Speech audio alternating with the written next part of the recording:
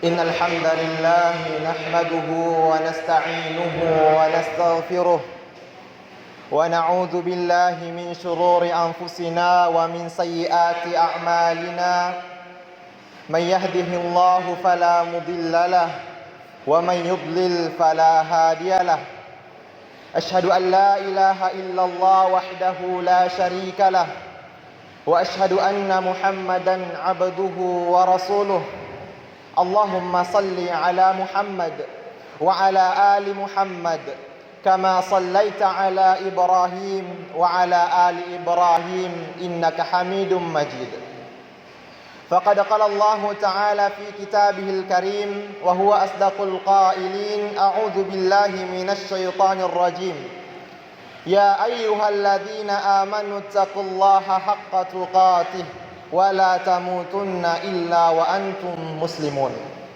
وقال أيضا في آية أخرى يا أيها الذين آمنوا إذا نودي للصلاة من يوم الجمعة فاسعوا إلى ذكر الله وذروا البيع ذلكم خير لكم إن كنتم تعلمون. Hadirin sidang jamaah Jumat yang insya Allah semoga kita semua senantiasa berada dalam naungan hidayah Allah Subhanahu wa taala. Tak henti-hentinya kita memuji dan bersyukur kepada Allah Subhanahu wa taala atas berbagai nikmat yang Allah karuniakan kepada kita. Begitu banyak nikmat yang Allah Subhanahu wa taala berikan secara cuma-cuma. Yang Allah minta dari kita hanya satu. Wa ma khalaqtul jinna wal insa illa liya'budun. Aku tidak menciptakan jin dan manusia, jenis jin dan jenis manusia, kecuali kata Allah Subhanahu wa taala liya'budun, untuk menyembah kepadaku. Salawat beserta salam tak lupa kita curahkan kepada junjungan kita, Nabi besar Nabiullah Muhammad sallallahu alaihi wasallam.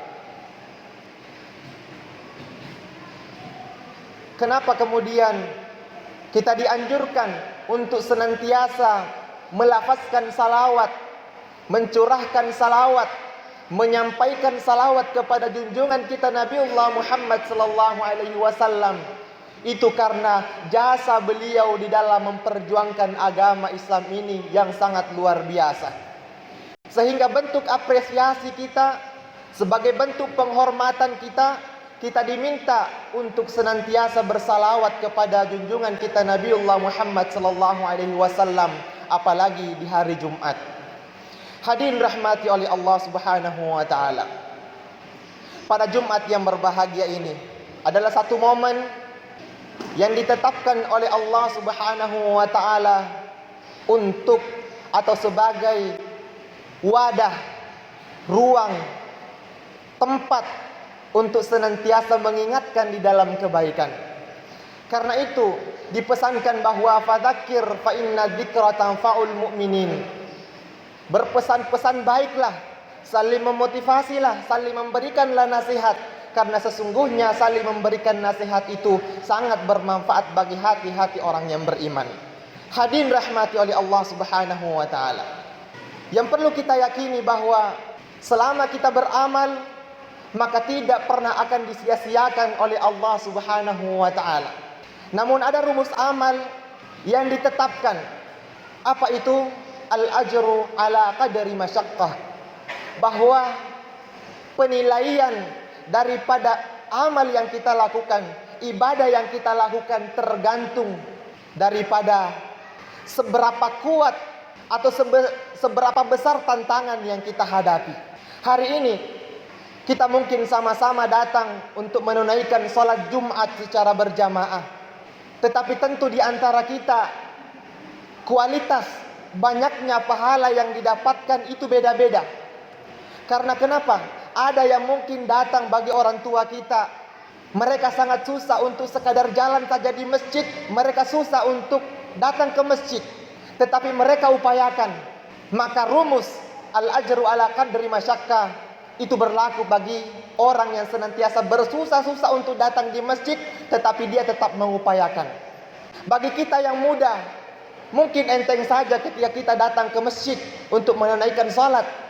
Maka rumus juga berlaku bahwa kualitas pahala yang kita dapatkan sesuai dengan tantangan yang kita hadapi.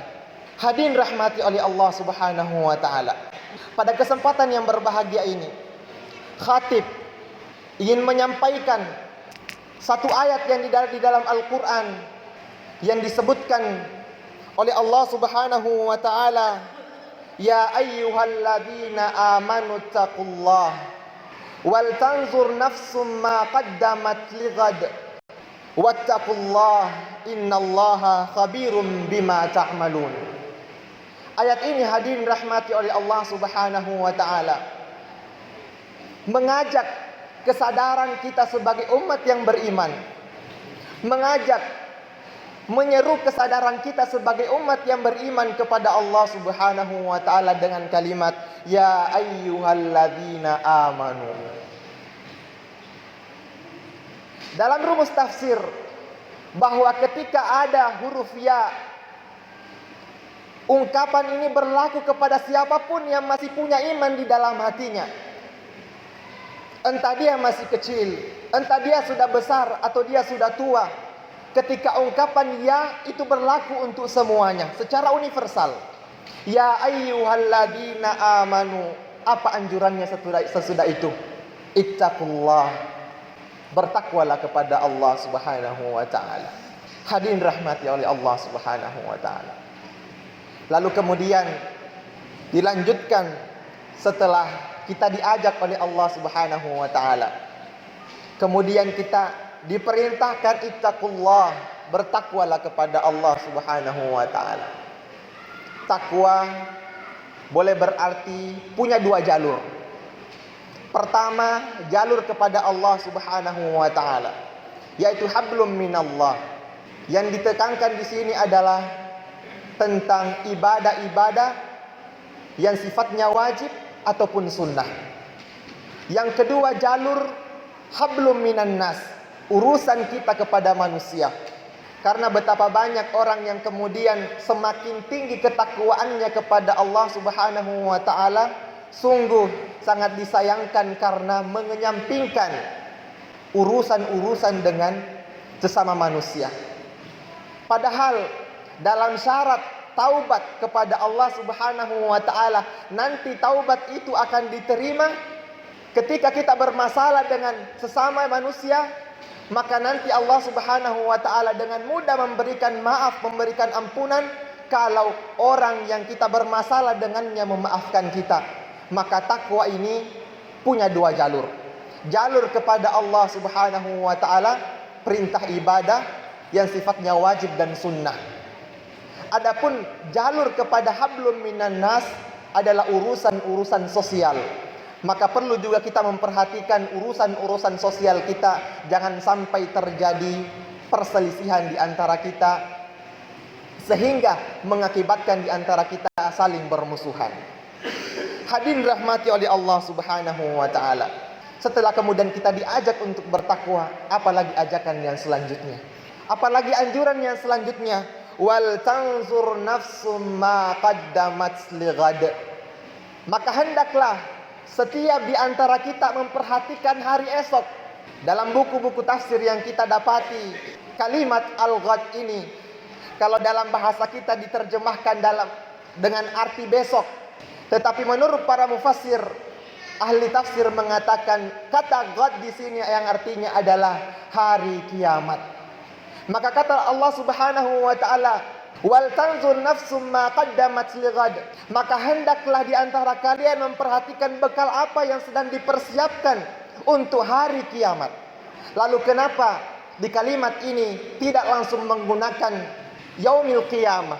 Itu menunjukkan bahwa kata ghad Allah ingin memberikan kepada kita satu bentuk kesadaran bahwa hari kiamat itu tidaklah lama akan terjadi.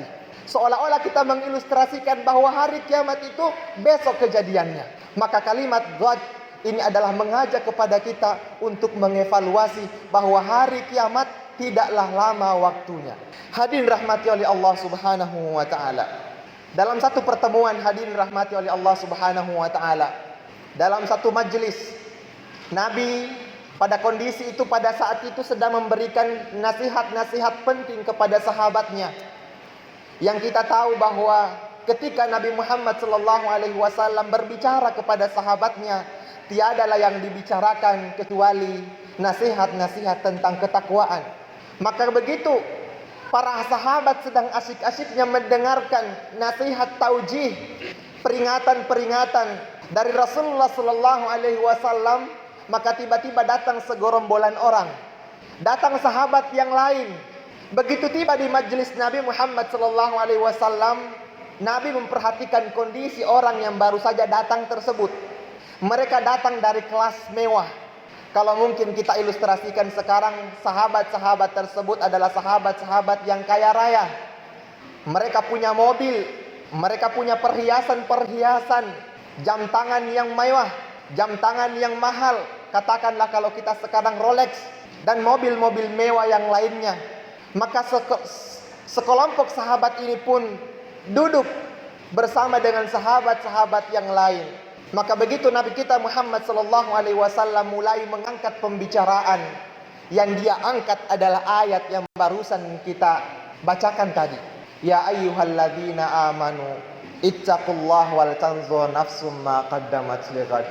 Para sahabat yang baru saja datang itu, maka tiba-tiba muncul kesadarannya yang sangat luar biasa. Mereka datang dengan kemewahan, mereka datang dengan fasilitas yang memadai. Tapi begitu dibacakan ayat ini, apa yang terjadi hadirin rahmati oleh Allah Subhanahu wa taala? Semua kemewahan itu dia lepaskan dan dia sumbangkan untuk agama Allah Subhanahu wa taala. Subhanallah, inilah pengaruh daripada nasihat yang diberikan kepada orang lain. Tiba-tiba ada seorang tua yang disebut tunanetra lalu datang ke rumahnya, mengambil barang yang paling berharga yang dia punya, lalu kemudian itu yang dia sumbangkan juga. Subhanallah, orang yang tunanetra tetapi punya kekuatan, punya daya yang sangat luar biasa menyerap makna takwa yang dimaksudkan oleh Nabi kita Muhammad SAW. Sehingga ketika sahabat itu kemudian mengetahui bahwa ada seorang sahabat yang kemudian datang padahal dia dikenal sebagai tunanetra, maka apa yang terjadi hadirin rahmati oleh Allah Subhanahu wa taala? Seluruh hadirin jamaah yang ada pada saat itu datang ke rumahnya masing-masing, mengambil apa yang perlu diambil untuk disedekahkan di jalan Allah Subhanahu wa taala. Maka muncul satu hadis yang sangat masyhur, man sanna sunnatan hasanah. Siapa yang menginisiasi, siapa yang memulai suatu amalan yang baik, maka apa ganjarannya? Maka dia akan diberikan ganjaran tanpa sedikit pun mengurangi ganjaran orang yang telah memulai hal-hal baik tersebut. Hadirin rahmati oleh Allah Subhanahu wa taala. Sebagai renungan terakhir, di dalam Al-Qur'an disebutkan fa aina tadhhabun, dan ini punya nilai connect antara apa yang kita tadi sampaikan. Fa aina tadhhabun, di mana kita akan pergi? Ini adalah ayat.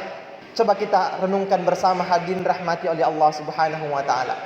Setelah kemudian kita di dunia ini, fa aina tadhhabun? Pertanyaan ini kita masukkan ke dalam hati kita. Fa aina tadhhabun? Di mana kita akan pergi? Kekayaan yang kita punya, jabatan yang kita miliki, yang kita sandang, kekayaan yang sangat luar biasa yang kita miliki. Setelah itu Allah Subhanahu wa taala bertanya, fa aina tadhhabun? Setelah kamu miliki semua, di mana kita akan berangkat? Jawabannya ini adalah pada diri kita masing-masing. Hadirin rahmati oleh Allah Subhanahu wa taala. Maka sebagai kesimpulan utama, bahwa jadikan dunia ini sebagai tempat untuk berbekal dengan sebaik-baik bekal. Kita berbekal untuk akhirat, hakikatnya tidak sedikit pun mengurangi kualitas usaha kita di dunia. Bahkan sesungguhnya justru usaha-usaha yang kita lakukan di dunia ini kita harus arahkan sepenuhnya untuk kehidupan akhirat, karena itulah kehidupan yang abadi. Hadirin rahmati oleh Allah Subhanahu wa taala. Barakallahu li wa lakum fil Qur'anil azim wa nafa'ni wa iyyakum bima fihi minal ayati wa dzikril hakim wa taqabbalallahu minni wa minkum tilawatahu innahu huwal ghafurur rahim.